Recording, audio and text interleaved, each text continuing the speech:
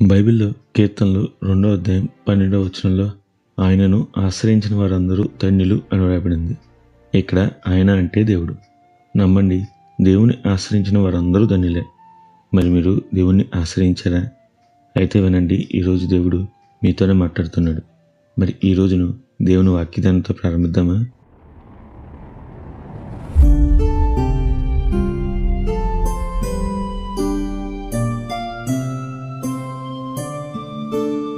Bible సెలవిస్తుంది, దేవుని ఆశ్రయించిన వారందరూ ధన్యులే అని. అవును కదా, మనందరం నిజంగా బహుధన్యులు. ఎందుకంటే మనం నిజ దేవుని ఆశ్రయించాం కాబట్టి. అయితే మీరు ఎప్పుడైనా మొట్టమొదటిసారి మీరు దేవుని గురించి ఎప్పుడు విన్నారు? ఆయన కూర్చున్న అనుభవం ఎక్కడ పొందారు అని ఆలోచించారా? మనలో చాలామందికి మన రక్షణ పొందిన దినం, దేవుడు మనతో మాట్లాడిన అనుభవాలు గుర్తుంటాయి. కానీ ఒక్కొక్కసారి మొట్టమొదటిసారిగా మనం దేవుని గురించి విన్న, తెలుసుకున్న అనుభవాలను మర్చిపోతాం. అయితే ఈరోజు ఒకసారి మార్కు సువార్త 15వ అధ్యాయం 21వ వచనంలో ఉన్న కురేనీయుడైన సీమోను గురించి గమనిద్దాం. నిజానికి ఇతడు యూదుడు కాదు, కానీ నిజదేవుని ఎరిగి ఆయనను ఆరాధించడం ప్రారంభించాడు. అందుకే పస్కా సందర్భంగా ఇతడు పండుగ ఆచరించడానికి యెరూషలేము వచ్చాడు. బహుశా ఇతనితో పాటు ఇతని కుమారులు అలెగ్జాంద్రు, రూపు కూడా వచ్చి ఉంటారు. అందుకే వారి పేర్లు కూడా ఇక్కడ ప్రస్తావించబడ్డాయి. ఇప్పుడు ఇతను గూర్చి రాయబడ్డ సందర్భం గురించి చూస్తే, యేసయ్య మన పాపాల కొరకు శిక్ష పొందుతూ ఒంటి నిండా గాయాలతో సిలువను మోస్తూ గొల్గొతా వైపు నడుస్తున్నాడు. మన శాపాలు మోపబడిన వాడే దీనుడిగా యేసయ్య వెళ్తూ ఉంటే జనం గుంపులుగా ఉండగా బహుశా ఆ దృశ్యం చూస్తున్నారేమో. అక్కడే కురేయుడైన సీమోను కూడా ఉన్నాడు. మొదటిసారి అది చూసిన ఇతనెవడో చాలా పాపి అనుకుని ఉంటాడు.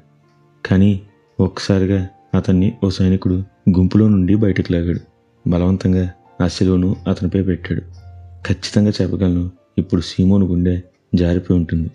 ఇది అన్యాయం అనుకుని ఉంటాడు. నాకే ఎందుకిలా, నేను ఏ తప్పు చేయలేదు కదా అనుకుంటుండగానే శిలువను అతనిపై సైనికులు పెట్టి ఉంటారు. ఒక్కసారి ఆ కురేనీయుడైన సీమోనులో నుండి ఆలోచించండి. ఆ అవమానం తను తట్టుకోగలడా? ఆ భారం తను మోయగలడా? బహుశా అతడు దేవునికి మొరపెట్టి ఉంటాడు. అయితే ఆయన పక్కనే ఉన్నాడని మాత్రం గుర్తించున్నాడు. ఏదైతేనే యేసయ్య ఆ కురేనీయుడైన సీమోను సిలువను మోయనీయలేదు. అంతటి గాయాలతో ఉన్న, మోయలేకున్నా తానే మరలా సీమోను పై నుండి సిలువను తీసుకుని మోయడం ప్రారంభించాడు. ఇప్పుడు చెప్పండి, కురేయుడైన సీమోను ఆలోచించుకుని ఉంటాడా? ఎవరైనా వెసులుబాటు దొరుకుతున్నా విశ్రమించక శిక్షించబడుతున్నాడు.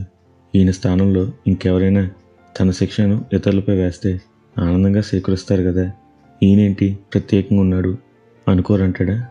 అవన్నీ బైబిల్లో రాయబడలేదు, కానీ ఈ ఒక్క సంఘటనే చెప్పబడింది. మరి ఆ తర్వాత సీమోన్కి ఏమైంది అని ఆలోచించారా? అయితే వినండి, మొదటిగా పేర్లతో సహా మార్కు ఇతని గురించి వివరించడాన్ని బట్టి ఇతడు రక్షణ పొందాడు అని చూడవచ్చు. ఆ ఒక్క సంఘటన ఇతని కుటుంబాన్ని క్రీస్తు రక్షణలోకి నడిపింది. అంతేనా?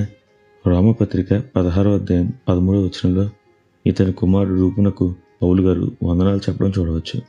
దీన్ని బట్టి అతడు సంఘ నాయకుడిగా మార్చబడ్డాడు అని తెలుస్తుంది.